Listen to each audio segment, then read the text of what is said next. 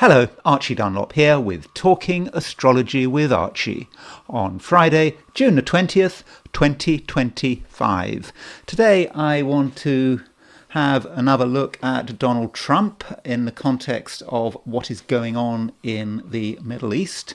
And it does seem at the moment that things are heading towards war. And, that does make sense. Every time Uranus moves into Gemini, the United States finds itself at war. Indeed, in 1776, when the United States was born, Uranus was in Gemini. So it very much resonates with this placement. And yes, early next month, Uranus does move into this sign. So, I want to look at Donald Trump. I want to look at his chart again. He has just had a big change because he's just had his birthday. So that means sort of a new solar return. And additionally, if you're into perfections, his annual ruler has changed.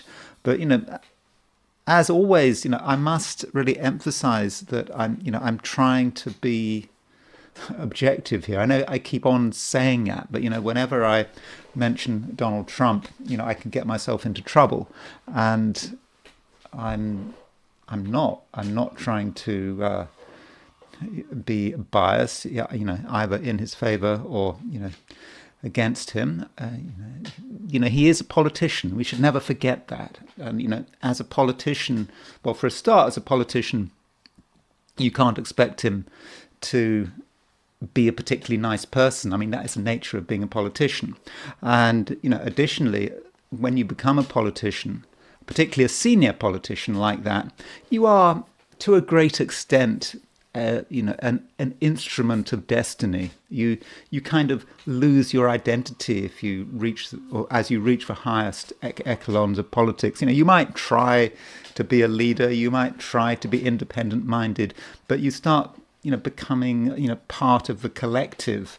And you think of the Bible and the Pharaoh and how God hardened Pharaoh's heart. Logically, Pharaoh would have let the Israelites go, but that wasn't to be. Because he was Pharaoh, he was an important person, and so because he was Pharaoh, he was part of a collective, and he was part of God's will. So you might say the same, about any senior politician, and that includes Donald Trump. But before I look at Donald Trump and what's going on in the Middle East, I want to consider the astrology and the I Ching for today, which is Friday, June the 20th, 2025. Don't forget to like and subscribe if appropriate. So here is the chart for today, set for noon, New York time, on the 20th. And the moon is still in Aries. So moon is in Aries all day. And it's not doing a great deal. The moon is making a square aspect to Mercury, which is it's not a particularly powerful aspect, that square. It could make some of us feel irritated. There's a lot to be irritated about at the moment. But when you've got the one planet of communication clashing with another planet of communication, you've got the moon is the planet of mental communication, and the moon is let's say that again. The moon is a planet of emotional communication. How we communicate with our heart, and then we've got the Mercury is more verbal. So when you've got that Moon-Mercury square, you've got, the Moon in Aries square Mercury in Cancer, you can imagine that things might not go entirely smoothly. Moon in Aries wants to take the initiative, and it wants to be perhaps quite impulsive, and then it sort of clashes with Mercury. And so, we might say something that we regret. That could be how Moon in Aries works. And so, don't say something unless you've thought it through. And, you can need to consider the emotional environment, and sometimes you say the wrong thing, and that can cause a great deal of trouble. And aside from that, we have Mars making a quincunx to Saturn. Now, we had that yesterday. It's still pretty close, and so there is Mars at 1 degree 52 Virgo, and it is making an 150 degree aspect to Saturn at 131 Aries. So any pairing connected with Mars and Saturn can be about frustration. We want things to happen. We want things to happen in a particular way, at a particular pace, and we might get frustrated when things don't work out to plan. Saturn in Aries, remember, is fallen. It's a place where Saturn can struggle, and so Aries wants to take the initiative. Saturn doesn't want to move as fast as Aries wants it to move, and then Mars does make that quincunx, and so we can get really annoyed about it. And so if things don't go your way or don't move as fast as you'd like them to move, it's important not to panic. And if you are persistent and you don't expect immediate results, then I think that in the end you should be able to prevail. But Mars and Virgo, you need to go through the logical steps. You need to do everything one step at a time, and in that way you can really start to get things done. And additionally, we have a semisextile between the Sun and Uranus. So the Sun, last degree of Gemini, makes a semisextile to Uranus in the last degree of Taurus. And so with this semisextile, you have a tension there. Sun in Gemini, it's a flexible placement for the Sun. It's still in Gemini, hasn't moved into Cancer yet, and we have ideas about how we want to proceed, how we want to think, and so Sun semisextile Uranus might be about having to deal with something new, something unexpected. We thought we'd sorted everything out, and right at the last moment, we realise we've missed something, or something crops up, and so don't finalise things until the last moment. And yes, we do have the solstice. The solstice is coming up now. When is the solstice? Well, the solstice is of course when the Sun moves from Gemini to Cancer. It is the longest day in the northern hemisphere, shortest day in the southern hemisphere, and the solstice takes place at 3:42 tomorrow. So by tomorrow I mean Saturday, London time. Now, if you are in the Americas, then the solstice is this evening. So if you want to celebrate the solstice and you're in the Americas, so let's get this right. I'll just tell you what time that would be. So I think it's at 10:42 tonight in Eastern Standard Time is the solstice. And if you are in California, that would be 7:42 this evening. So if you want to celebrate the solstice and you're in California, that's a very, very convenient time, early evening, or not just California, but anywhere on the Pacific coast, whether it's British Columbia or Oregon or Washington State. So as far as the picture in Australia and New Zealand is concerned, at noon, the moon is still in Aries. It's at 15 degrees Aries. I don't think there is a huge amount of difference between the situation in Australasia and in the Americas. Maybe that moon square Mercury that I was talking about won't be quite so immediate, but you will sort of get it sort of, later in the day. And then there is the heliocentric picture. If we put the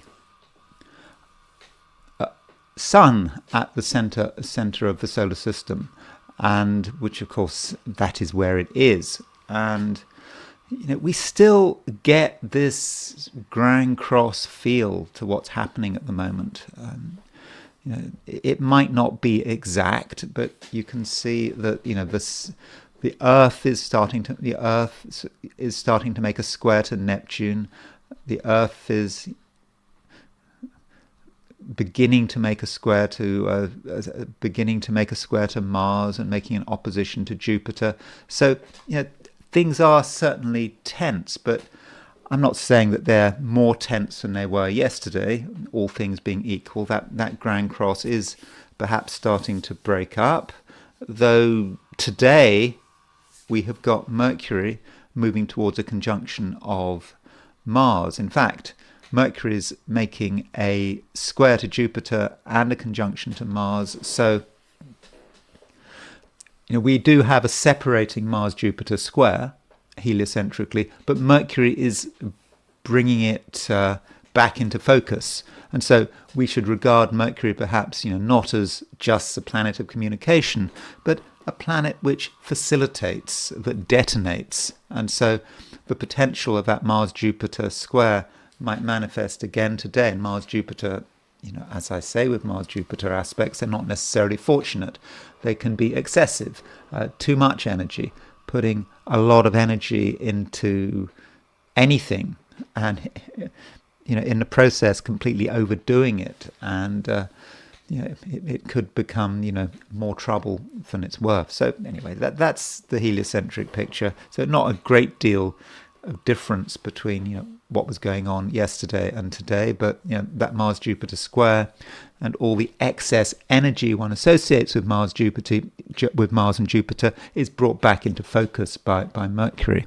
So let me now turn to the 12 signs. I'm hoping I'm going to be briefer than usual because we've had a load of aspects recently and a load of things to talk about, but not so much. Okay, we've got the solstice over the weekend, and that's something that I really will have to be talking about. But today, I'm just hoping I can be briefer than usual. So these are my forecasts for the 12 signs for today, which is Friday, June the 20th, 2025.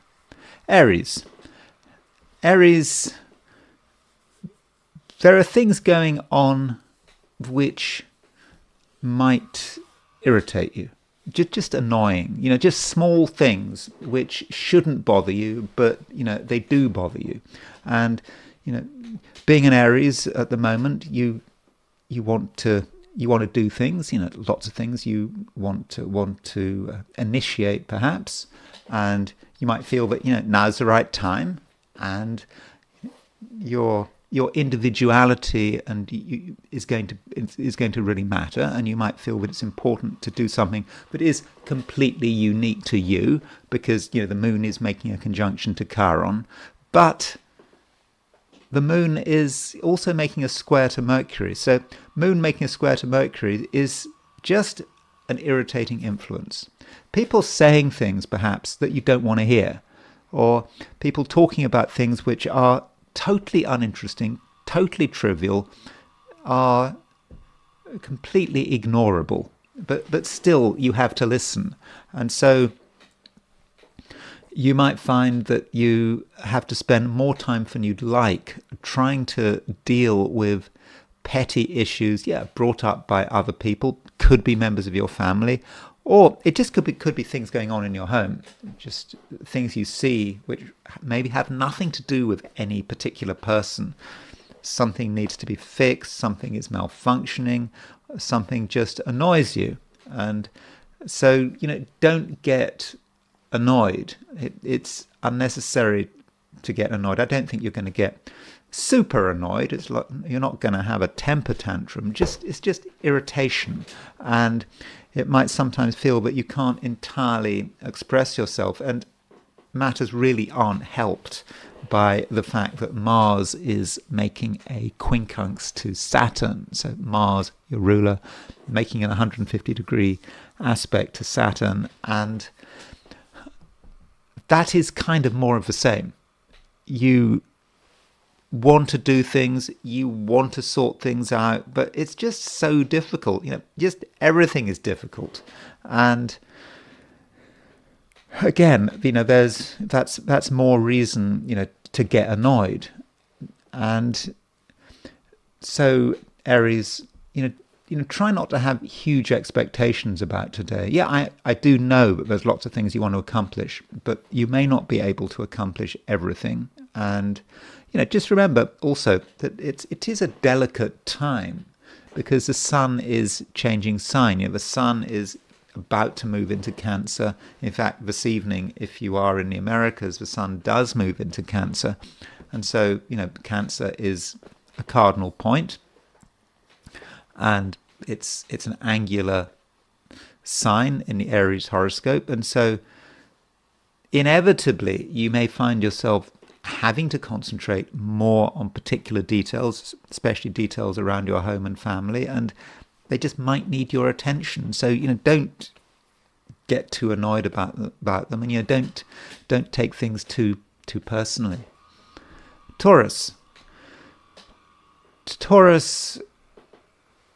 you are quite a serious person. You are taking yourself seriously, and you really feel that you have got things you need to do, and you don't really want to have to deal with delays and outside frustrations. Other people's frustrations could be dumped on you. There is this Mars quincunx Saturn, so Mars quincunx Saturn might represent not you being annoyed, but someone else being annoyed, and someone feeling that they just can't get anything done, and they might blame you, or they might want your help, and do you want to give anyone your help? Maybe you don't.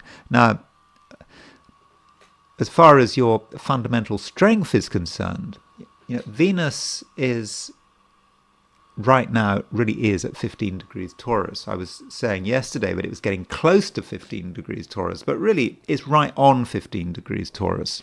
And it's actually, very powerfully configured. And the configuration of Venus, might not seem immediately obvious, but today, Venus is on the Sun-Saturn, conjunct the Sun-Saturn midpoint. It's on the Sun-Neptune midpoint. It's on the Sun-Aries midpoint. And okay, you might not be able to see that immediately from the chart, but if we do a 90-degree dial just for you, and so there's the 90-degree dial, and there is. We'll put Venus on the dial just to show what kind of stuff Venus is going through. And there you can see that Venus is opposition all of this, and so actually Venus is on the Sun. I mean, when I say opposition, that really means a semi-square, because an opposition on a 90-degree dial is a semi-square on the is a semi-square on the ordinary chart. So so you can see that Venus is on the Sun-Saturn midpoint, it's on the Sun-Neptune midpoint, and it's on the Sun-Aries midpoint. So you are picking up on the Saturn-Neptune conjunction. It really is becoming almost personal, and you are feeling other people's frustrations, I think, and other people's fear. So it may not be your fear. I mean, there's always stuff to get worried about, but I don't think it's your fear that matters. I think it's other people's hesitancy. They're worried about what is going to happen next, and they might like to act, but they can't act. They've got a reason not to act because they're afraid of the consequences, and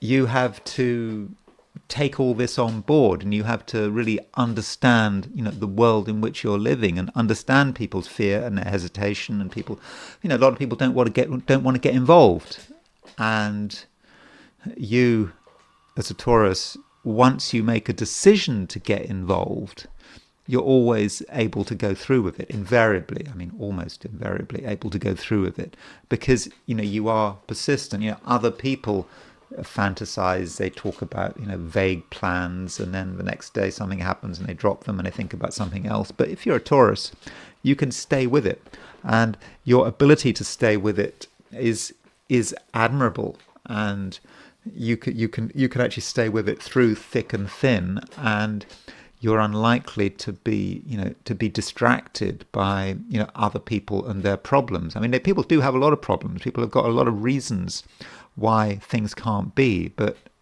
you're able to somehow ignore that, or not ignore it. Actually, ignore is the wrong word. You're able to listen to it, get that people are afraid, but you can really plow on.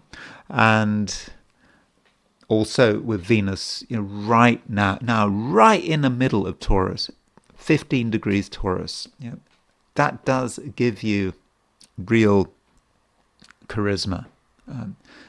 Venus is exactly semi-square the Aries point. People are going to notice you, they're going to listen to you, and in many cases they will trust you.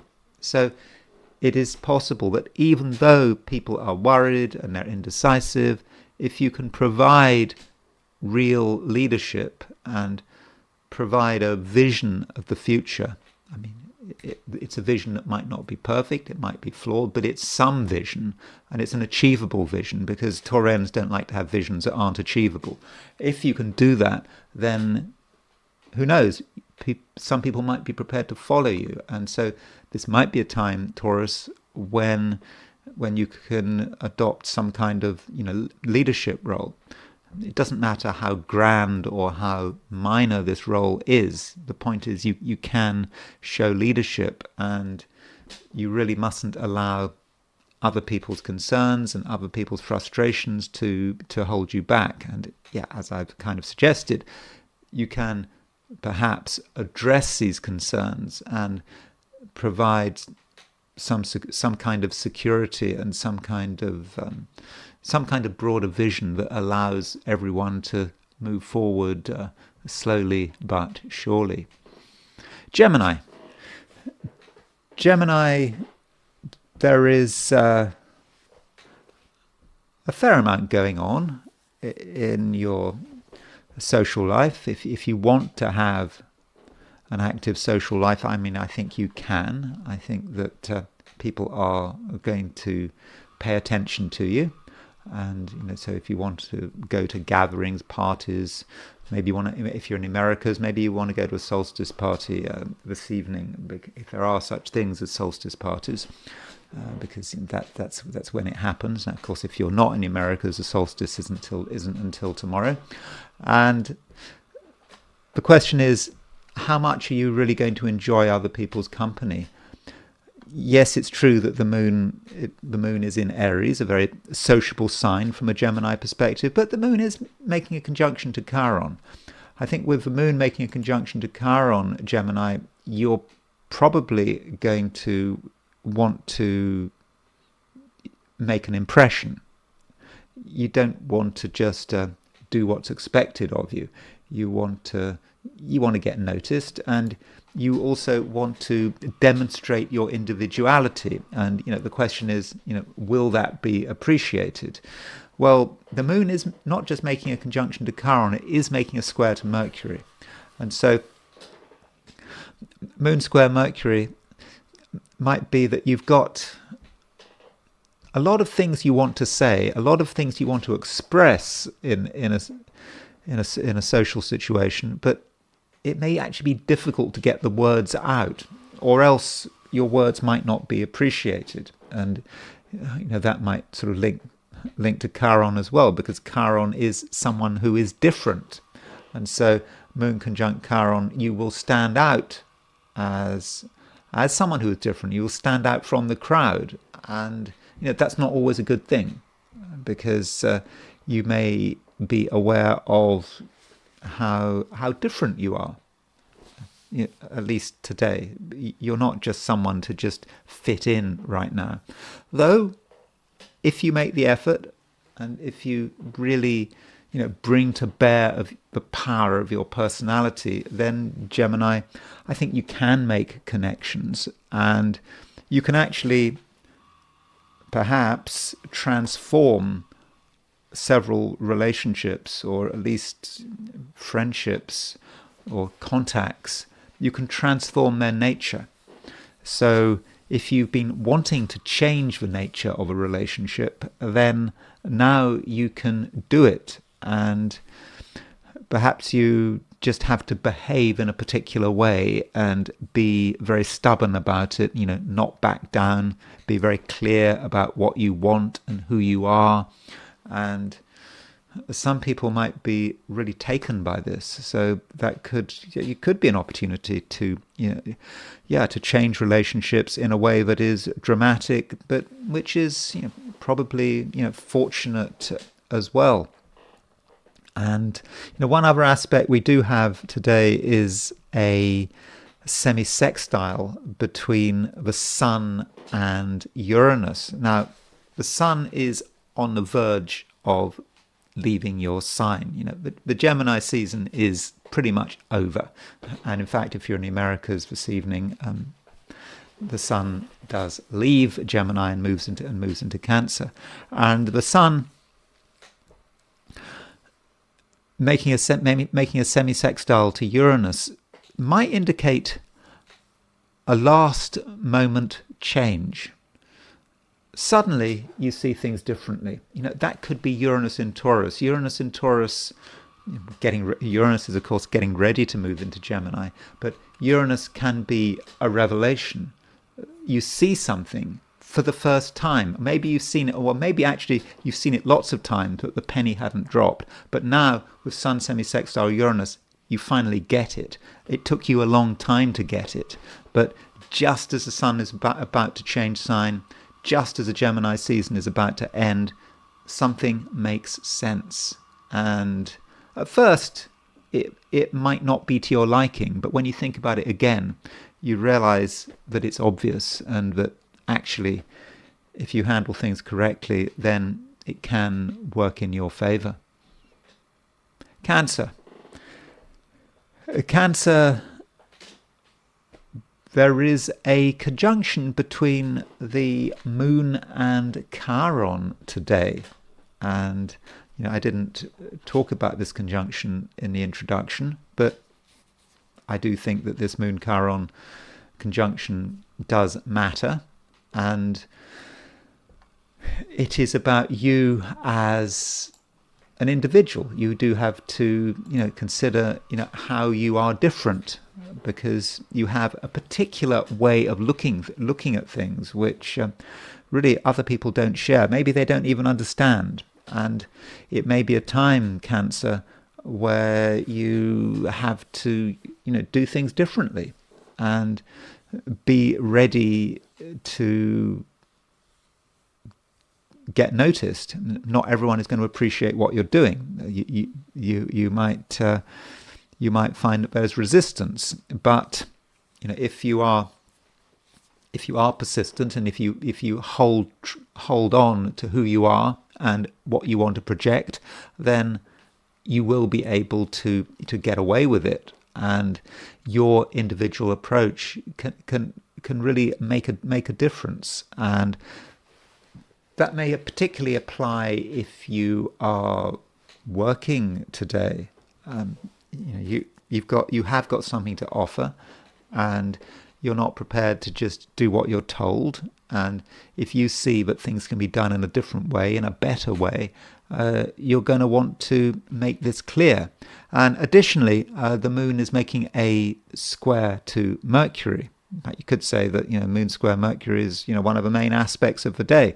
It's the only major lunar aspect of the day, certainly. And so, Mercury is still moving through Cancer, moving through your sign. And so you have things to say. You've got a lot to say. You know, even though Mercury in Cancer, you don't normally associate Mercury in Cancer with a lot of words. You know, Cancer is a mute sign, ruled by a crab, and traditionally crabs don't make any noise. That's why Cancer is a mute sign. Of course, Cancerians can talk their heads off as much as anyone else can, but Mercury in Cancer square the moon, it does mean that there may be pressure on you to say something. Something needs to be said, and you don't want to say it.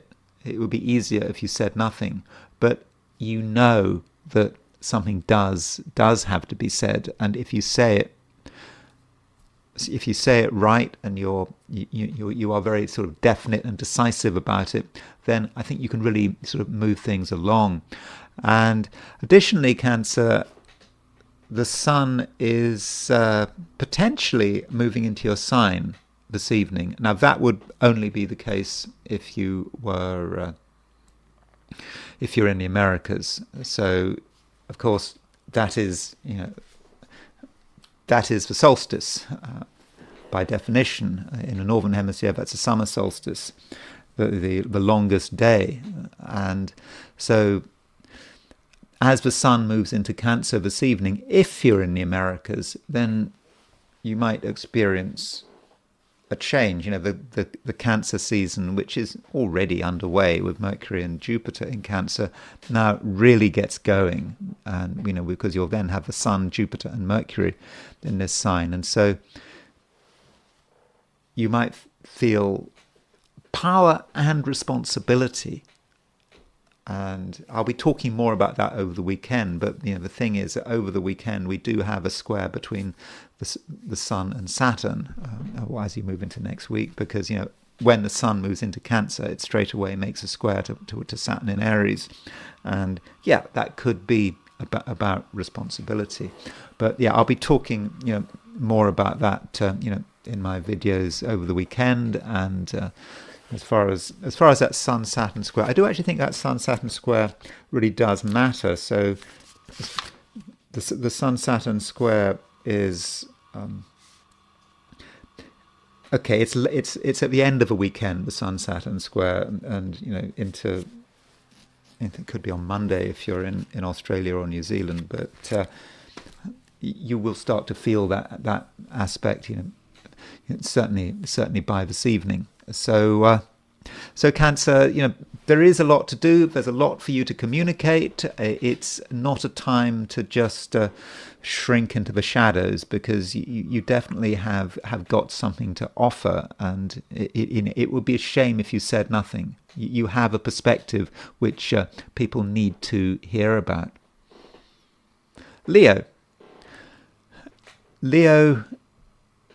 you are in a process of finding things out. You know, there are things that you need to discover, that you want to discover, and it can sometimes be tough, because if you put yourself in a situation where you are open to new experiences, then you know you don't quite know what's going to happen.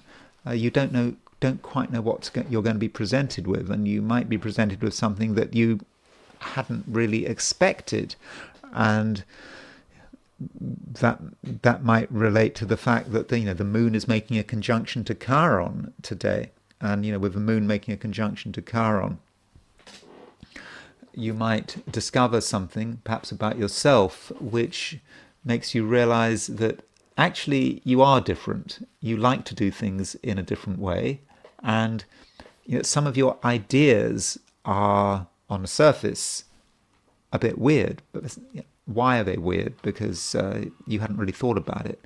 But if you actually try to be logical about it, and you may actually be onto something. So if you come to some strange conclusions over the course of the day, it's important, you know, not to panic. You may have discovered something important which needs some more work, and that's a thing with exploration. You know, exploration isn't just a fun process, you know, just interesting and exciting. In the process of exploring, you might find something out that isn't always welcome, that may put a question mark on some of your previous concepts and ideas. So with Moon conjunct Chiron, you might realize that you are different, that some of your ideas are far removed from what other people are thinking. But I do believe that is something to be welcomed. Now, as far as your general approach is concerned, the sun is your ruler, and the sun is in the last degree of Gemini. Now, you might say that because the sun is in the last degree of a sign, that it's unfortunate. I mean, I wouldn't go with that at all. I don't think there's necessarily anything unfortunate about a planet being in the last degree. But when a planet is in the last degree, it does perhaps give you an idea that something maybe is coming to an end, and that you maybe need to be preparing for the next stage. And so, so the sun has been in Gemini for the last month, and so I don't know what you've been doing over the last month. I mean, the sun Gemini, if you're a typical Leo, all things being equal and all that kind of thing, sun in Gemini is a time of year when your social life can be important. When you think about all the people you have to meet, and you may also at the same time be thinking about what you want, what's important to you, and what really matters.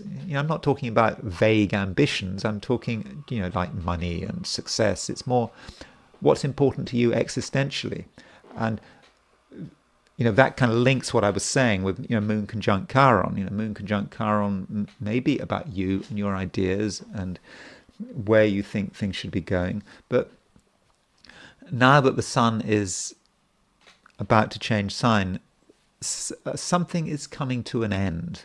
And from a social perspective, people are still there, but maybe you're feeling a bit of a distance. And if you're in the Americas, then this evening the sun will change sign. The sun will move into Cancer, and I'll be talking about that more in my video for tomorrow when I look at the weekend. When the sun really will be in Cancer, but maybe the sun moving into Cancer just is a time when many Leos will want to slow down. You've done what you can. You've been, I hope, relatively sociable, but now is the time to sort of think again. And you don't have to be all over the place. And that may say something about the weekend. But there are other things going on in the weekend which one needs to consider, which I will talk about in my next video. Now, another thing I should say is that don't think that everything is going to happen straight away. There is a feeling of frustration about today. There are things you might want to do. You might think that there's a hurry. There's a hurry that you have to make an impression. You have to make an impact. You have to get people to notice you, and you try, and nothing happens. People just don't respond to you. Or if you're trying to take a big initiative, you might really put a lot of effort into it, but just something stops it happening. And the question is, what is stopping it happening? It may not be anything external. It could be, Leo, that at an unconscious level, you're quite happy where you are. You're comfortable where you are. You don't want to change.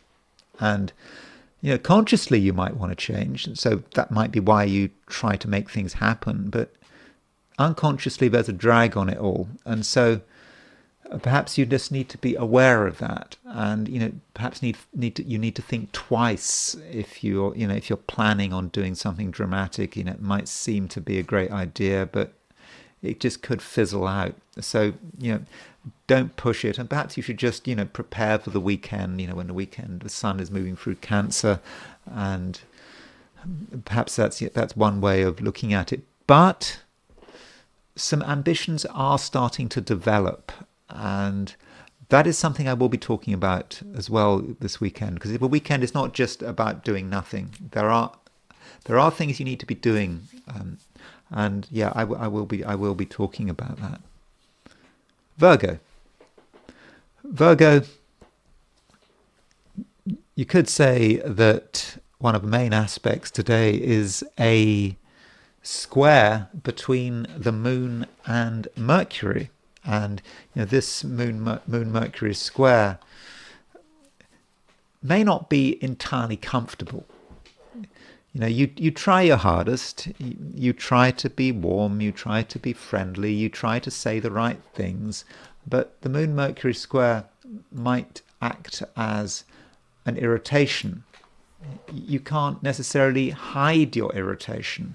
And, you can try your hardest to be friendly, but it just doesn't always work. And the reason might be that things slip out. You say something that relates to what you really feel, and it makes an immediate impression. And so, that might indicate that you should be actually wary of spending too much time with other people, especially if things are very focused. I mean, a bit of light socializing is fairly harmless, but as soon as you take your social activities too seriously, as soon as you spend time socializing, spend time with another person, then that might be when the problems start to occur. And additionally, don't forget that Mars is moving through your sign, and there are plenty of benefits of Mars moving through Virgo. It does make you dynamic. It means that you can stick up for yourself. But right now, Mars is not just moving through Virgo, but it is making a quincunx to Saturn, making an 150-degree aspect to Saturn. And, this 150-degree aspect could create a few problems. You want things to happen, you want things to move, but there's something holding you back. And Saturn in Aries could represent unconscious processes, and you don't really want to move quite as fast as you think you do. And so your efforts to get things done, particularly if you want to get things done quickly with that Mars quincunx Saturn, could actually really slow you down. In fact, Mars is not just making a quincunx to Saturn, it's starting to make a quincunx to Neptune as well. So you have to take into account how complicated things are, and that may not just be a psychological process that you're experiencing. It just might be the fact that you realize, perhaps belatedly, how complicated things really are. And once you realize how complicated things are, the best strategy is to just stop what you're doing, just slow down, and just take another look at things. And then you might be able to adopt a more effective approach. But it's probably a good idea to have a longer time scale. Don't try to do things in a hurry. And I think that that over the weekend, when the moon moves out of Aries and into Taurus, Taurus is an earth sign, and the moon will be making a trine relationship to Mars. When the moon does move into Taurus, I do think that things will be easier. So if you are feeling that nothing's going on today, that things are frustrating, don't panic, because it does look as if things are going to get better. And also, you've got the sun moving out of Gemini and into Cancer, because you've got the solstice. And I think that the sun moving into Cancer is going to create a change of emphasis, and it's going to sort of perhaps allow you to be more sociable, and to your efforts to get on with people, which may not be especially successful today, might sort of bear fruit once you've got that sign change with the sun moving out of Gemini. Libra, yesterday I mentioned that Venus was moving towards the middle of Taurus, and I said that that middle part of Taurus is really important. It is the most fixed part of the sign, and you could say that 15 degrees Taurus is the most fixed part of the whole zodiac.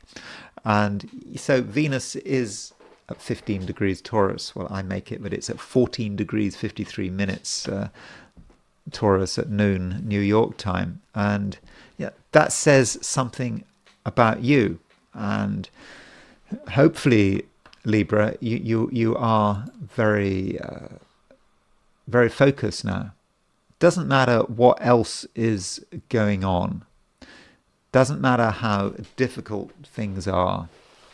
You have focus, and Venus is is on the Aries point. I mean, or rather, it's semi-square the Aries point, and this is particularly poignant because we have the solstice coming up. I mean, if you're in the Americas, the solstice is this evening. If you're not in the Americas, it will be tomorrow. But so it is the time of the solstice, and because Venus is 45 degrees from the Aries point, and it's also 45 degrees from the solstice point. Because of that, it really is a powerful time for you when you may not necessarily be enjoying yourself, but you absolutely have power, and you really are able to stay with it. And part of a reason that Venus is so powerful is it's not just because the Sun is about to be on the solstice point. Saturn is actually on the equinox point. Saturn is at 1 degree, 1 degree 31 technically Aries. So Venus is sort of halfway between the two, and it's a very cardinal time. It's a cardinal time for everyone. Everyone is thinking about what is the initiative that has to be taken.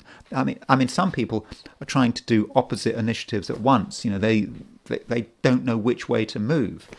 I mean, an example might be Donald Trump and what he's saying about his his issues with Iran and the Middle East. Because I know that Donald Trump isn't a Libran, far from it, but still he is being influenced by that cardinality, and which way to go. And Donald Trump may not be alone. There may be a lot of other people like that who just don't know which way to move. They don't know which way to jump. And you, Libra, you don't have that problem, I don't think. I think you know exactly how things should play out. And sure, there's a lot of pressure, there are a lot of distractions, but as I said at the beginning of this piece on Libra, Venus is right in the middle of Taurus. Venus is at the most stable place of the whole zodiac, arguably. And so if you just decide that you're going to keep moving in a particular direction, and if you hold your ground, then you will win through. It might not be easy, but I think in the end you will get your way, and it'll be other people who are having problems trying to work out what to do. Other people might be in a state of chaos, but not you, Libra. But just don't allow the world and its uncertainty to get you down. It's not your problem in some respects. You're not contaminated by that. And if you just hold true to what's important, and you hold true to your goals, whether they're short-term goals or long-term goals, I think, Libra, you will eventually win through. Scorpio, it's probably a time when you would just like to be doing something normal, which doesn't attract too much attention, and you don't want any disturbances. And if you can create that kind of environment for yourself, then I think you'll be fine. And perhaps the average Scorpio just wants to not be disturbed, and do things in your own way. And when I say do things in your own way, there are things you want to do which are quite unique to yourself, that can't necessarily be shared. People might not understand, or you don't really want to explain yourself. And if you try to explain yourself, then the words won't necessarily come out right, and it will be a pain. It could be a waste of time. And so, Scorpio, it might be best if you just avoid other people if you can. And also, an advantage about avoiding other people is that you can just get on with whatever you need to do. And I think there are things you really do feel you need to do, and if other people are involved, then, well, you might not make a great deal of progress. Still, some people maybe can't be avoided. Venus is moving through Taurus, which is your opposite sign, and Venus in its own way is quite strong at the moment. I mean, Venus is in Taurus because it's and it's in its own sign, but Venus is also right in the middle of Taurus, and that central point in Taurus means that if you're in a relationship, if you're involved with other people for whatever reason, and you might actually find that they are remarkably stubborn, and they don't want to change. And that can be a good thing, it can be a bad thing. I mean, as a Scorpio, you don't like people who are flaky, who keep changing their mind. You don't appreciate that. And so having people who are very clear about who they are and what they want can be quite refreshing, provided it fits your plans, and provided you're comfortable with whatever it is someone is being stubborn and focused about. If, on the other hand, you're dealing with someone who refuses to change, they just don't listen, then that is a different matter. So it could be a case, especially with relationships, that some people could be really good people to have around because they are completely 100% reliable. But other people are just unbearably stubborn, and you can not agree with them. It just may be impossible to come to any kind of agreement, to come to any kind of accord, and that kind of person is someone that you don't really want in your life. At least today you don't want them in your life. And additionally, Mars is making a 150-degree aspect to Saturn, and that might also say something about your social activities. I mean, with Mars moving into Virgo, part of you feels that socializing might be, a good thing to do. It might be a good idea to sort of meet people in a general sense. But Mars is making a quincunx to Saturn, and so today, activities that relate to other people, that have a social dimension, just could be very frustrating. And you might just find that in spite of your enthusiasm, you would just want to be somewhere else. And you'd rather be doing something useful rather than, waste your time, talking about nothing. So think very carefully about other people and how you relate to other people. Some people can be really golden. Some people can be really reliable, trustworthy, and they won't let you down. But a lot of other people just could be, more trouble than they're worth. Sagittarius. Sagittarius, at the moment, you are certainly very aware of your power. You do have a lot of power at the moment, and perhaps you're still getting used to the fact that Jupiter's now in Cancer. Jupiter moving into Cancer, it's not immediately easy, but with Jupiter in Cancer in its exaltation, you're perhaps starting to be aware of actually what you can do, and that once you've set your mind on something, then there'll be no stopping you. And the key thing is just being persistent and also being emotionally aware.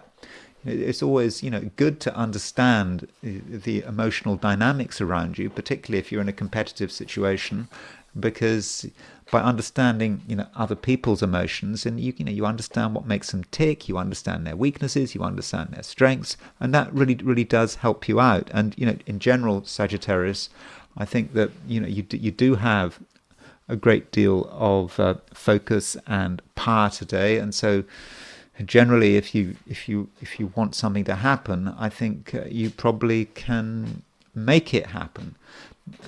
Now, as far as other people are concerned, there is a square between the moon and Mercury. And that moon square Mercury, it might be talking about particular relationships, and there could be an unease there. You want to do something, someone else wants to do something, or someone else is not being clear enough.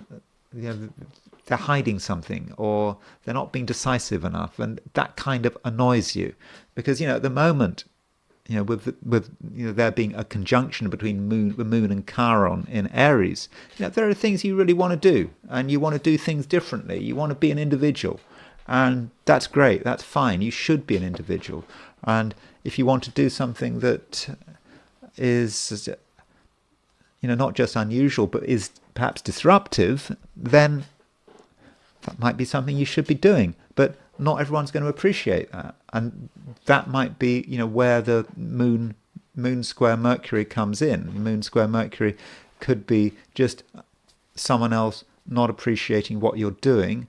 And really, it's not a time to be doing what other people say, or just trying to fit in. Not really. It's a time when you should be thinking about yourself and what makes you special. And when we looked at the heliocentric chart, we noticed that there was a conjunction. What was it? There was a heliocentrically. Let me just look at the heliocentric chart just to remind ourselves of the heliocentric chart. There's Jupiter. And Mercury is making a square to Jupiter heliocentrically, and Mercury is also making a conjunction to Mars.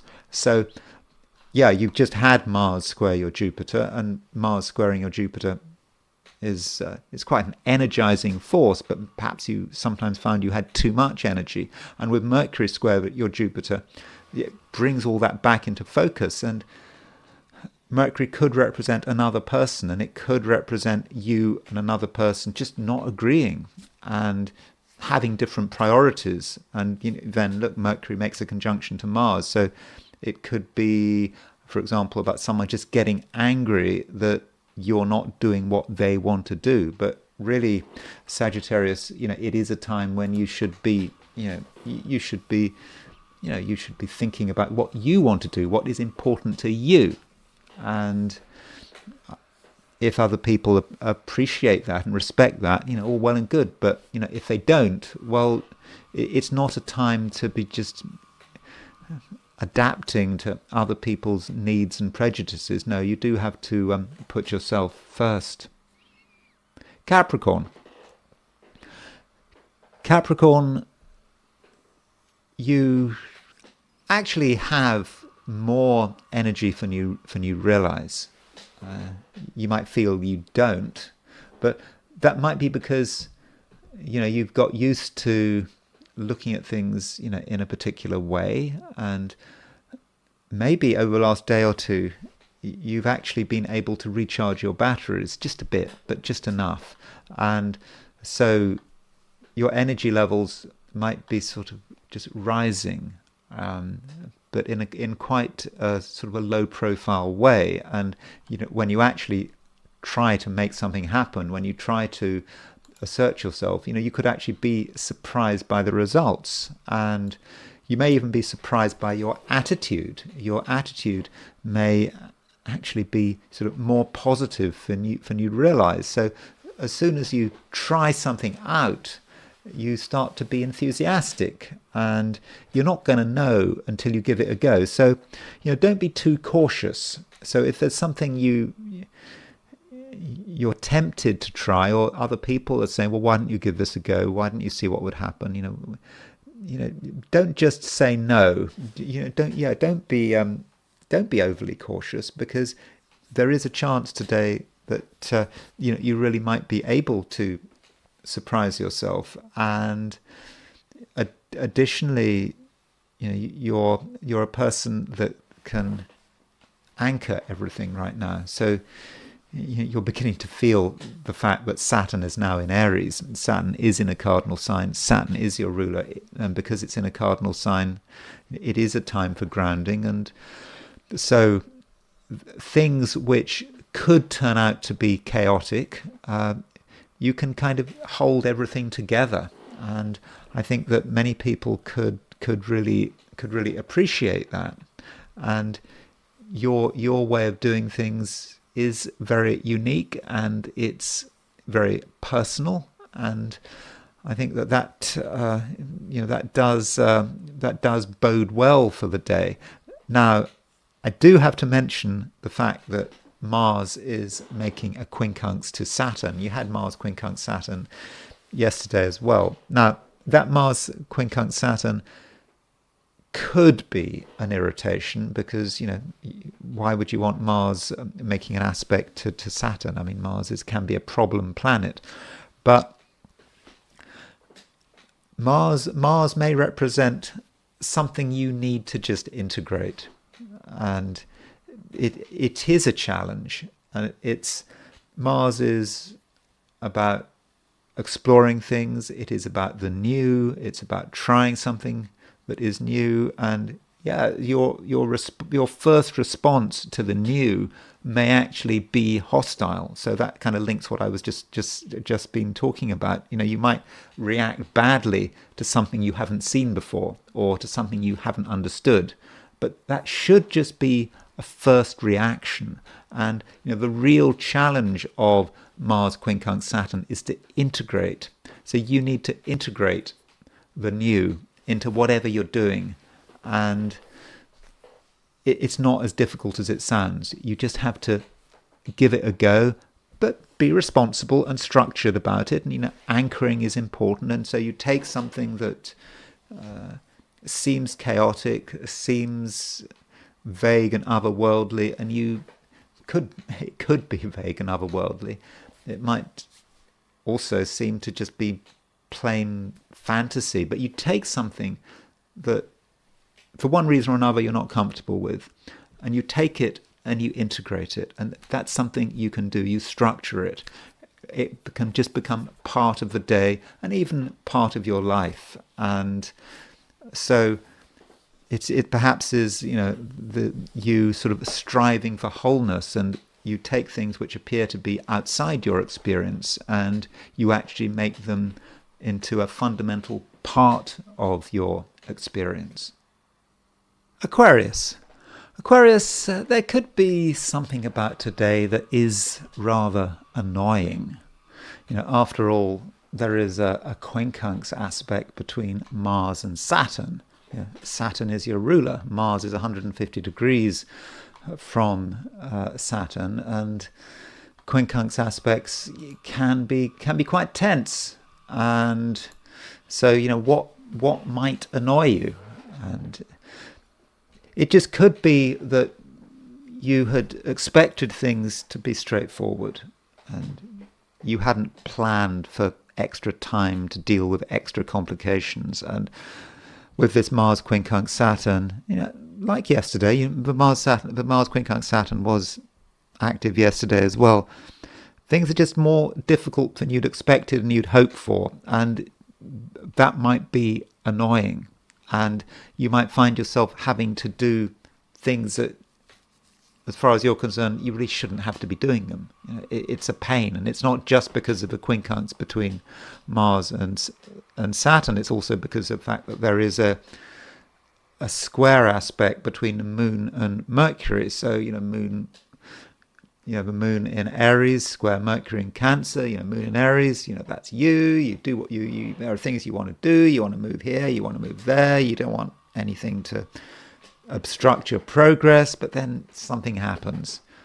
You're told something. Maybe you realize that it's just more work. That you thought it was going to be easy, and then you actually look at the details and you realize that what was going to be a 5-minute task could take you several hours, for example. And so that could be annoying. And so there's some possibility that today you might find that you're just sort of dragged down by just details and things you don't want to have to be worrying about, but you are worrying about them.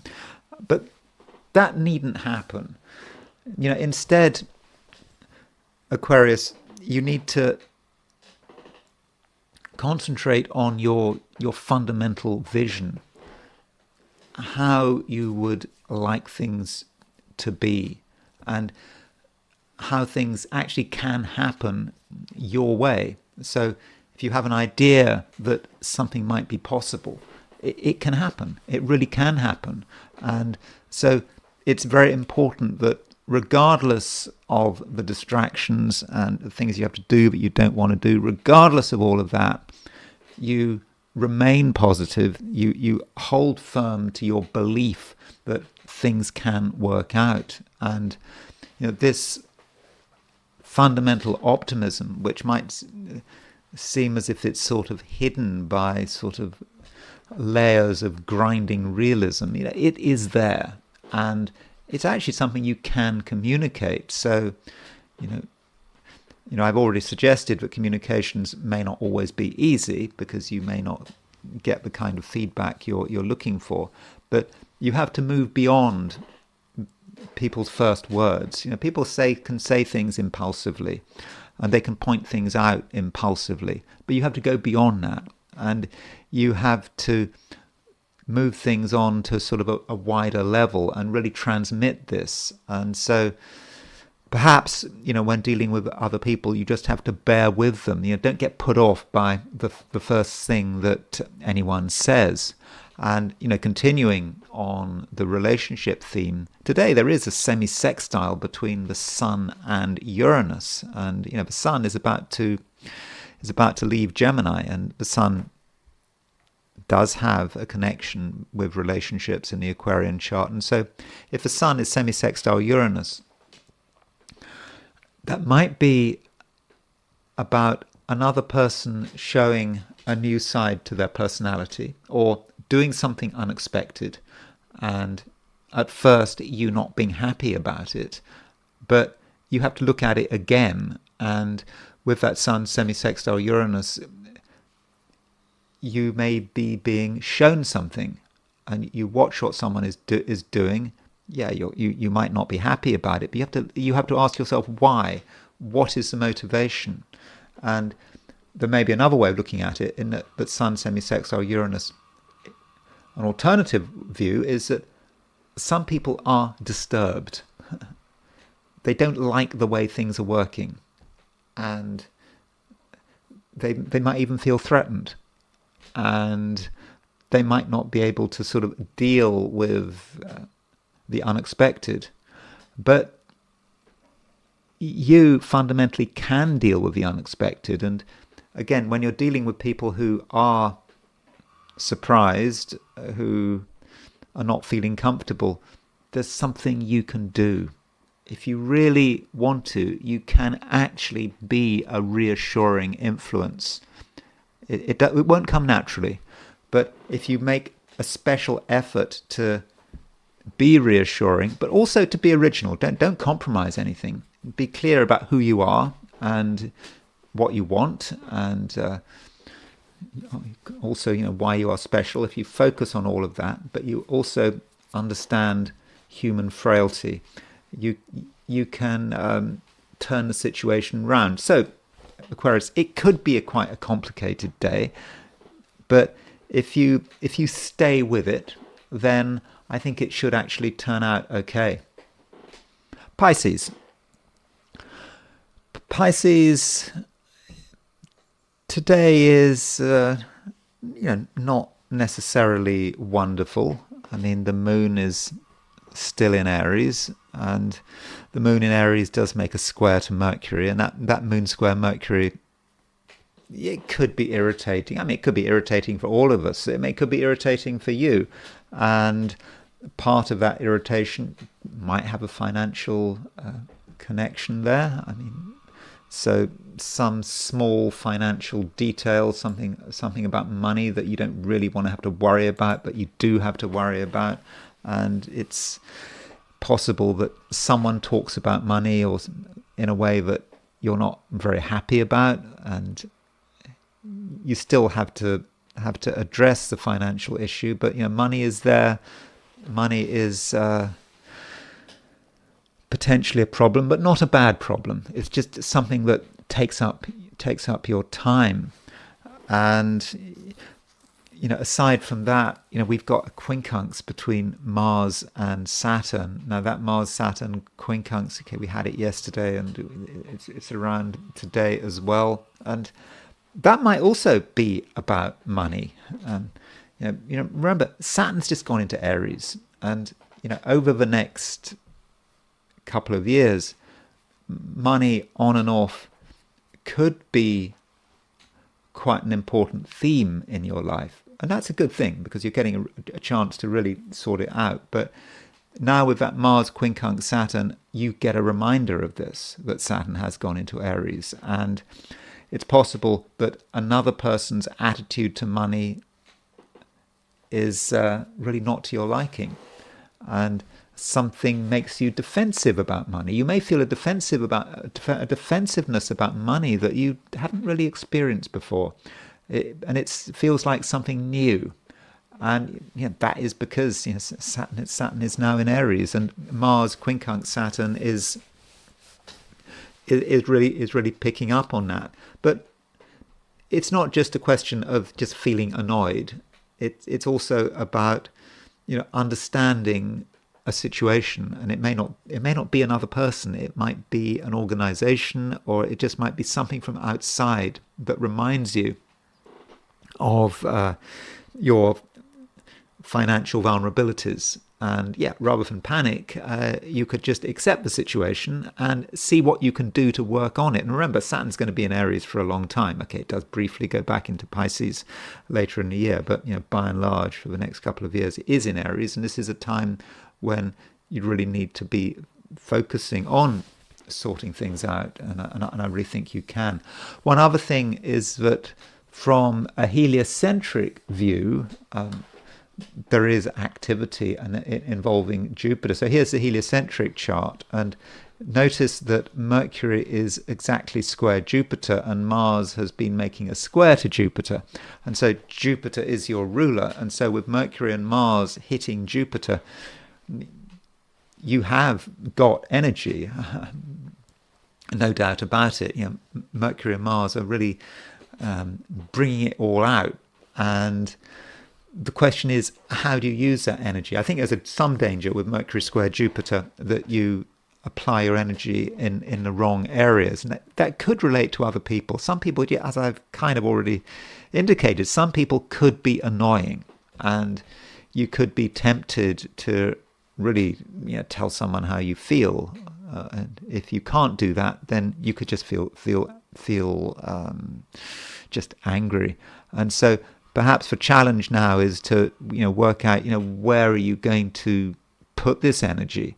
And this evening and into tomorrow, things will become easier, because it's the solstice. And this evening the sun moves out of Gemini and into Cancer, and that is going to be very much a good thing. I mean, Sun in Gemini has got to be too much, just too much, and perhaps you've been just too much into yourself and into what you feel is important to you, and you may have felt that there were limits to what you could do. But now with the Sun moving into Cancer, there are new opportunities, and the Sun is also starting to make a conjunction to Jupiter. Now, there are different ways of looking at that conjunction to Jupiter, but as the Sun moves towards a conjunction of Jupiter, in fact, as we move towards a new moon. By the way, there is a new moon in Cancer early next week, which is conjunct Jupiter. That's almost certainly going to have an impact on you. And you could say that when the Sun moves into when the Sun moves into Cancer, starts making the conjunction to Jupiter, you could say that you do get the build up to that new moon. So I do think that the solstice, whether it's this evening or tomorrow, is something that should work in your favour. But I'll be talking about the solstice in much greater detail when I do my horoscope for the weekend.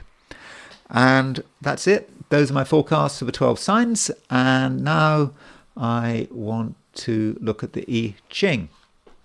So I asked the question, what is Friday going to be like for those watching the I Ching section of this video? And the first hexagram I got was hexagram number 39, which is obstruction. And that kind of links with the fact that we've got this quincunx between Mars and Saturn. And that Mars-Saturn quincunx, those two planets 150 degrees apart, is frustrating. Mars is trying to take action, but Saturn is getting in the way. It's something we have to reconcile, and it could be hard work. And with this hexagram, today it might be difficult to make progress. There may be something you really want to move ahead with, and you're really keen, but as soon as you start getting involved, the difficulties start to mount, and you might reach a situation where you really can't go forward, and you need to know when to stop. And you've got two choices. You could actually retreat. I mean, that's a good option. Or at the very least, you could stay where you are. You could wait for the situation to develop. If you go beyond a certain level, then you could run into trouble. Now, there is a moving line here. The fourth line moves, and with the fourth line moving, that suggests that you've taken things beyond a certain point. So the thing about the fourth line is, here is the bottom three lines. Here's the bottom part of the hexagram, the bottom trigram, and then we've got the top trigram. And so the fourth line represents the transition from the first part to the last part, or it makes a transition from the early stages to being in the middle of something.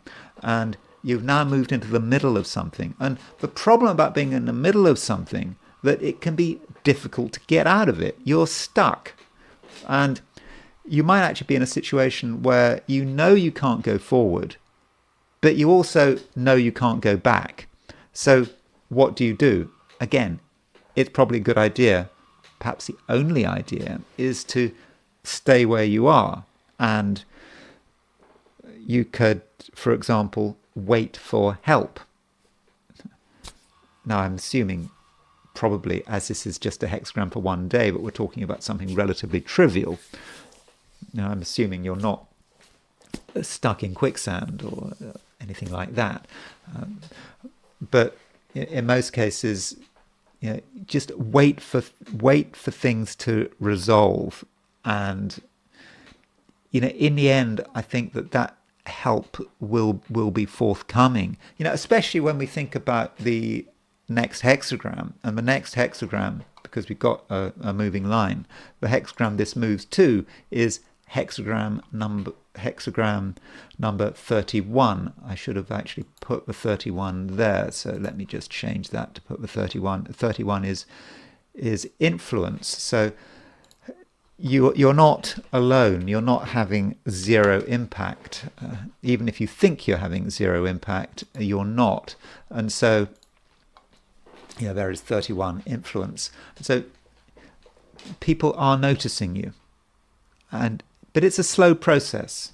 But as people notice you, they come your way, and this might be the point where you can share what you're working with, and what I think you're working with something that isn't necessarily working particularly well, and so help is definitely at hand, but it just may take a long time before it manifests. Now, going back to the original hexagram, obstruction, it might be today that you're planning on doing something and you know it's going to be difficult. And perhaps you should just see this and say, well, don't get involved. Don't even start. Because if you don't start, then there's nothing to worry about.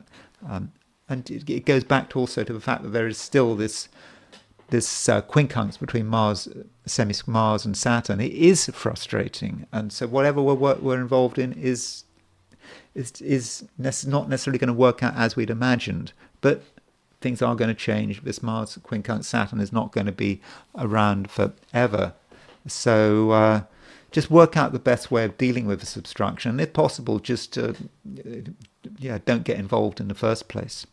And now I want to go back to Trump and the Middle East and the fact that things are going on, and I think that one should be worried. And I don't know what's happening at the time of me making this video. I mean, who knows what the world's going to be like by the time I actually publish this video.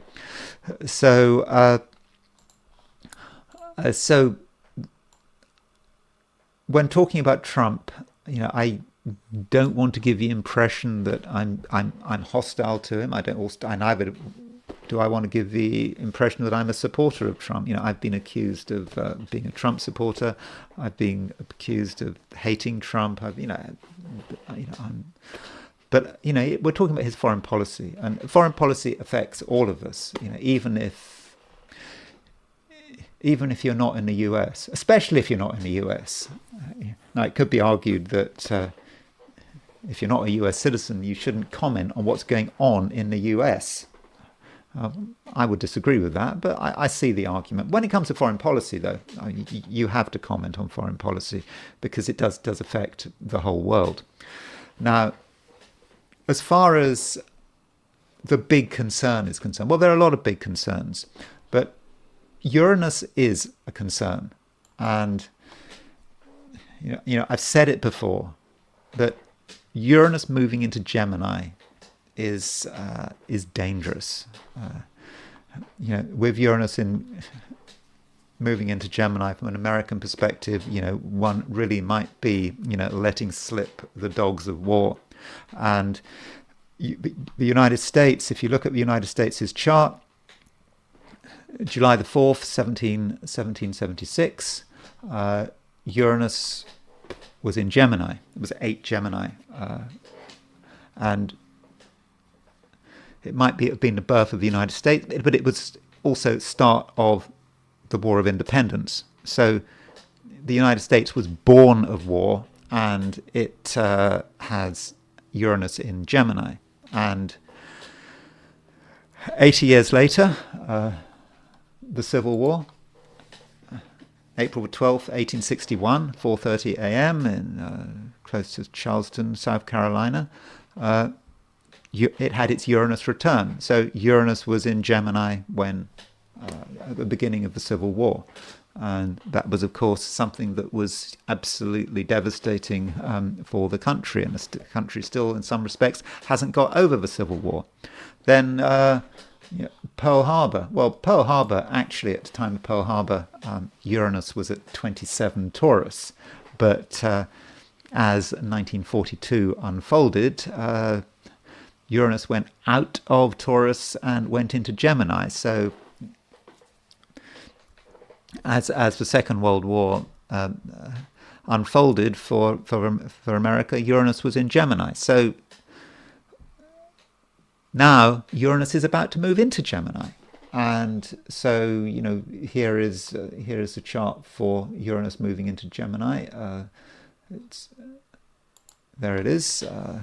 I've set that for London, but it's July the 7th, 2025. So that doesn't mean to say just because Uranus moves into Gemini, immediately the sign change happens. Uranus moves into Gemini. It might be a bit later.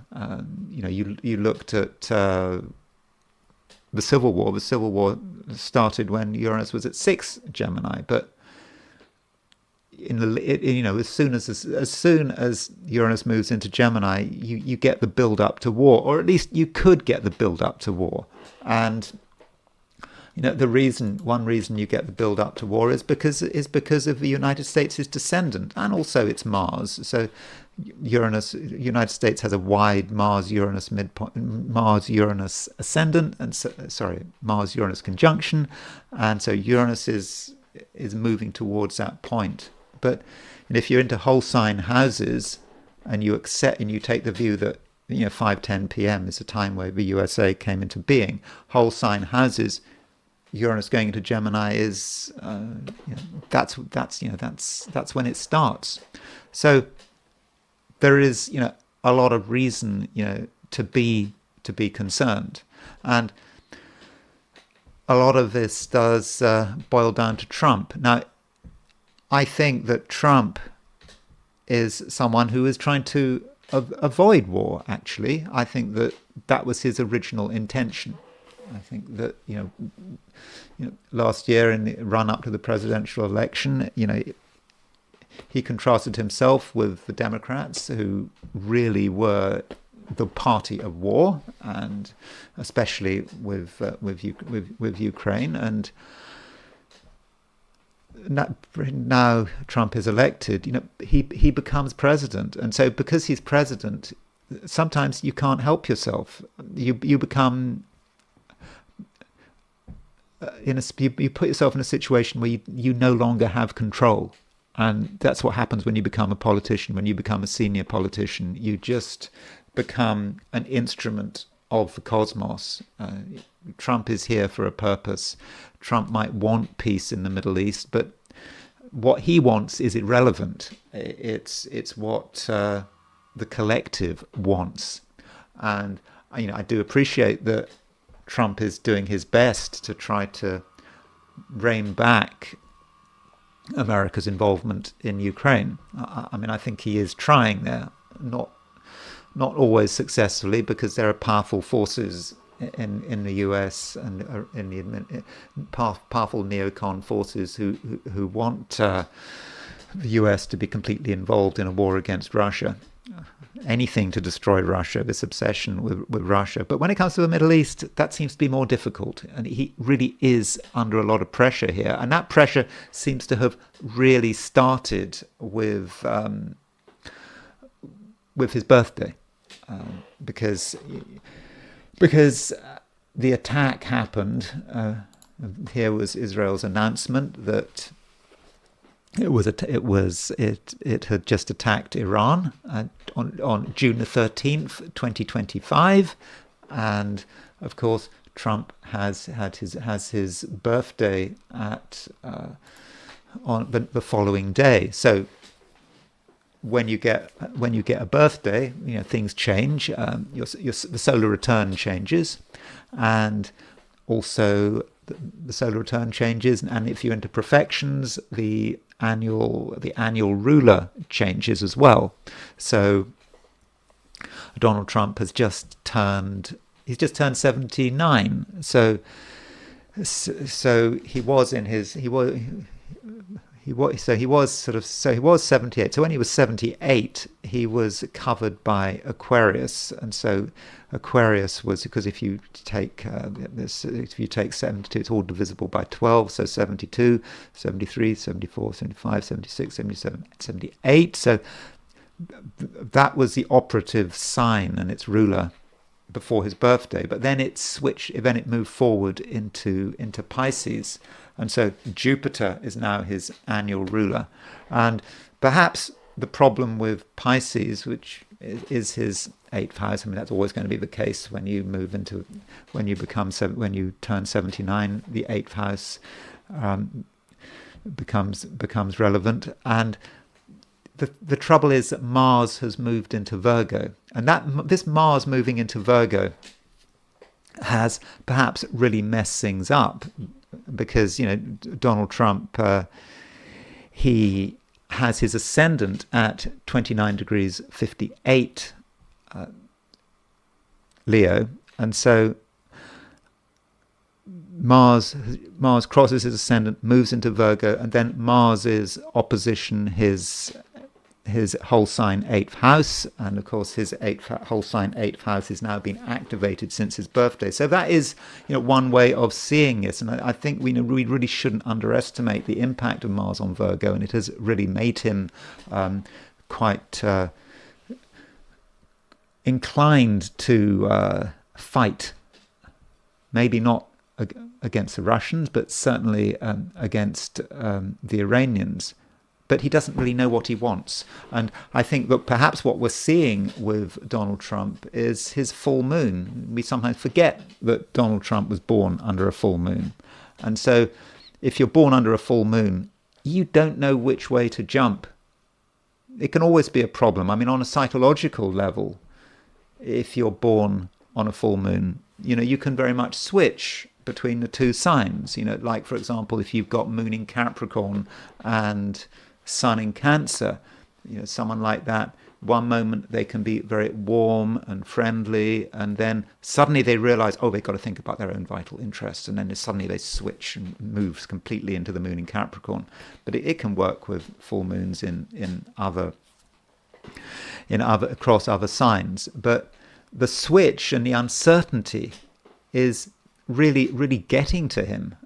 Because he says one thing, he says one thing, what does he say? He says, we, at war with Iran, or we control the skies over Tehran, and then he says something else, and maybe we're going to attack Iran, maybe we're not. Now, you could say that he's just trying to be clever, but we also shouldn't forget that there was a full moon on the 11th, just before his birthday, which was sun in Gemini, moon in Sagittarius. And so that full moon was pretty close to his own full moon. And so the uncertainty of that full moon, and with a full moon, I think at the moment he's probably incredibly influenced by external forces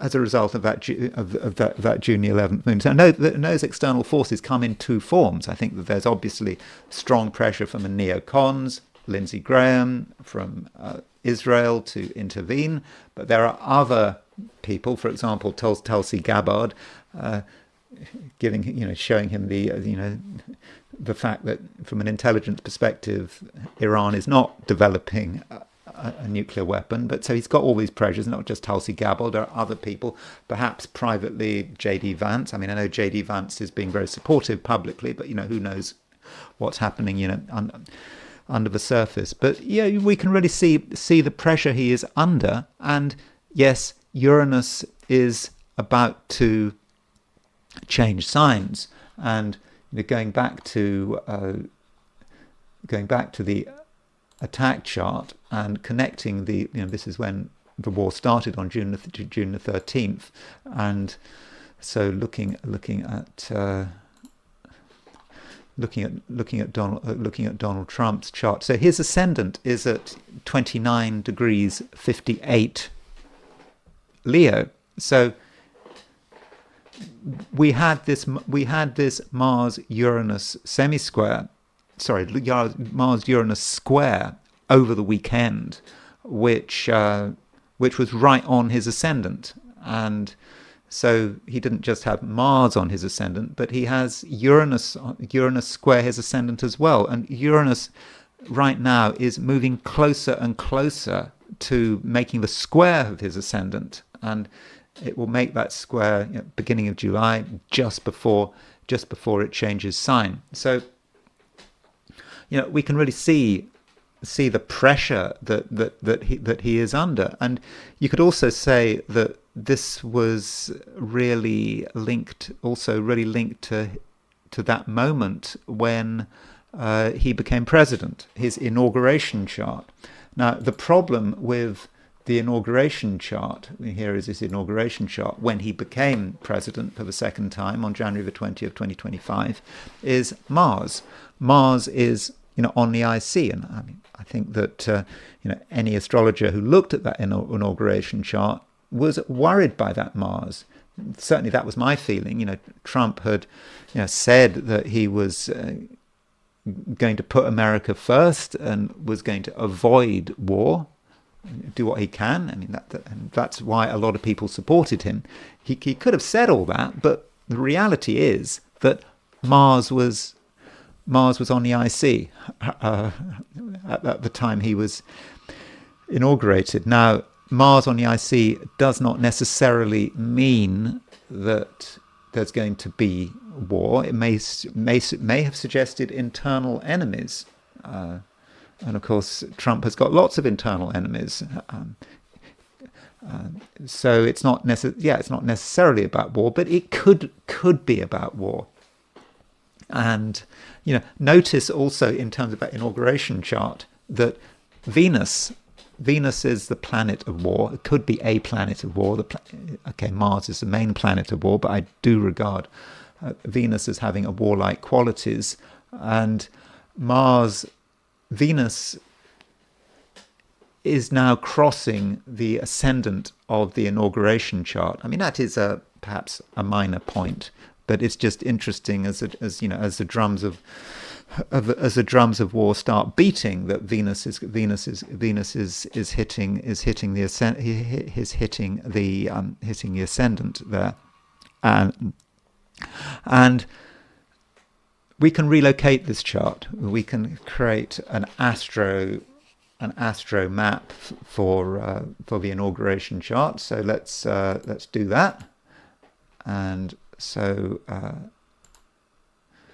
where is this inauguration chart going to be most important from a foreign policy perspective? What should we be looking for? And we can look at these lines on a graph, but one line I'm interested here is a place where Uranus is conjunct the midheaven. And so Uranus conjunct the midheaven, you can see this red line here, goes through Moscow and it goes through Tel Aviv. So let's take the inauguration chart. Let's start off by actually relocating it to Moscow. And so here is Trump's inauguration chart reset for Moscow, and there is Uranus on the midheaven, and that suggests shocks, surprises. This may say a lot about the regime's foreign policy, but we know that already.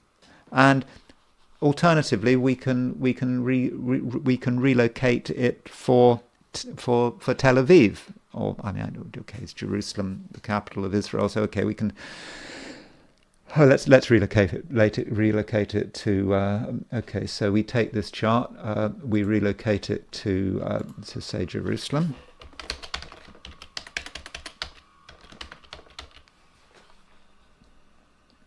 and again, Uranus is actually exactly on the midheaven. So this is a part of the world which the regime is just going to gravitate towards. It just can't be helped, and it does really seem that Benjamin Netanyahu does have an influence on Donald Trump, and I'm not saying that's a good thing or a bad thing, by the way. But nonetheless, Benjamin Netanyahu is having an influence on American politics, which is potentially unfortunate. And I quite often talk about George Washington's farewell address. And in George Washington's farewell address, one of his warnings was that American governments should not be influenced by foreign governments. He really made this very clear. And he was thinking about European wars at the time. You had the Napoleonic Wars, and he did not want foreign interests to be influencing America. And when people immigrate to the US and if they become citizens, the whole idea is they leave all their baggage from Europe and elsewhere behind. But it does seem that foreign powers are influencing US policy, and we've already seen this with Ukraine. That Ukraine has had a huge influence over the United States, and it has its supporters. And if you are questioning America's Ukraine policy, for example, under Biden, you're accused of being a Putin bot or whatever. And in fact, George Washington warned about all that. And so likewise with Benjamin Netanyahu and his influence over Trump. And so here's Donald Trump's chart in the middle, and there is Benjamin Netanyahu's chart on the outer wheel. And it's just so interesting, isn't it, that Benjamin Netanyahu and Donald Trump have their Marses in exactly the same place. Benjamin Netanyahu's Mars is at 2645 Leo, and Trump's Mars is at 2647 Leo. Now, if you are doing sort of standard synastry, let's say you're talking about a romantic relationship, what would you say about that? Well, you probably say that there's certainly strong attraction, but in the end, there's going to be a clash. These people are not necessarily going to get on with one another. Mars hitting Mars is not necessarily good. And they've just had Uranus has just been square Netanyahu's Mars, and it's been square Trump's Mars. So you would have thought there would be a clash. Maybe there was a clash, but there could also be a fascination there. And somehow these two men are really linked with one another.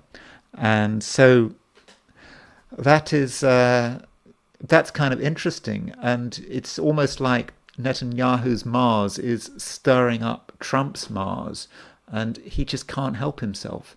And yeah, maybe this is his destiny. I mean, it's all very well to sort of criticize Trump and to say that he shouldn't be doing what he is doing. He should doing America first. But maybe this whole thing is destined. Maybe Trump was, destined to be president at this particular time, and he was destined to be involved in some kind of war, relating to Iran. And things aren't going to get any easier. As we know, Uranus is about to go into Gemini. It's very difficult to see the United States not being in a major war while Uranus is in Gemini, unless you say, well, the thing about astrology is that the moment you notice something work, it does actually stop working. So now we've noticed Uranus working. America's at war, 1776, Civil War, Second World War. The moment we see the pattern stops. So, or it might be like the curse on American presidents. Every time a president was elected in a year ending in 0, he died in office, and it carried on and on and on. People noticed this trend, and then bang, Ronald Reagan. He might have got shot, but Ronald Reagan elected in 1980, but he didn't die in office. So it is possible with this Uranus in Gemini pattern that the pattern finally ends, but it doesn't look as if it's ending when we see what is going on in the Middle East. And you can really see how conflicted Donald Trump is with that full moon. It's almost like he's trying to assert his individuality. Fundamentally, as a human being, he doesn't want to get America involved. I don't think whether it's in Ukraine or in the Middle East, but something else is happening. Some collective pressure is going on. And the question is he able to hold firm? And maybe you can even see that in his solar return. So here is Trump's. If you look at Trump's solar return for 2025. Okay, I've already looked at this, but I didn't spend too much time on it. His solar return. He has. The sun is on the midheaven, and 22 Gemini, and so that's him. You could say that's very nice. It's him being successful, being president. But that South Node on the ascendant gives us a different feel. South Node on the ascendant may say something about how he presents himself and how he's going to respond to the whole thing. And yeah, so it's not an entirely fortunate solar return, but that is a solar return he's in at the moment. And Saturn is in the 7th house. Saturn conjunct Neptune in the 7th house. So foreign entanglements are perhaps something he should be avoiding. And another thing that is worth looking at is the United States chart. And the United States chart, which we already know that Uranus is now about to move into its whole sign 7th house, but the United States charts is the United States chart's solar return, which is going to be active in a few weeks' time, because July the 4th is almost with us. So if you look at the solar return for the United States, we have Uranus is on the IC, and Pluto is on the ascendant, and Mercury is on the descendant. So the solar return itself, taking place just before Uranus goes into Aries, just before Uranus goes into Gemini, really does indicate trouble. And final point about the American chart and how it links with the Israeli chart is here. So if you look at Israel, Israel has its Venus at 4 degrees Cancer, and Benjamin Netanyahu has his Uranus at 5 degrees Cancer. So that's Benjamin Netanyahu and Israel. So you could say that Benjamin Netanyahu's Uranus is causing complete havoc for the country he rules. And it's also causing potentially havoc for the United States, because the United States has a Venus-Jupiter conjunction at 5 degrees Cancer. So the United States' Venus is close to Israel's Venus, so then it's not surprising that the two countries have a close relationship. And that close relationship, has been very strong since 1956. Well, 1956 was a problem because in 1956, with the Suez Crisis, the United States went against Israel and basically forced Israel and France and Britain to back off. But after that, they never went against Israel. And so since 1956, that connection between the Venus-Jupiter conjunction in the United States' chart, is conjunct Israel's Venus, but it's also linked up with Uranus. So Netanyahu has got his Uranus at 5 Cancer. So that is really stirring up the USA. So this 4-5 Cancer, I think, is an important point in linking Netanyahu, Israel, and the US. Now, here is a preview of the new moon coming up. There's a new moon coming up on the 25th, and this new moon. Okay, I've set this new moon for London. I should probably. I'll just relocate this. I'll relocate this chart to Jerusalem. Why not? So this full moon is at 4 degrees 8 Cancer, and so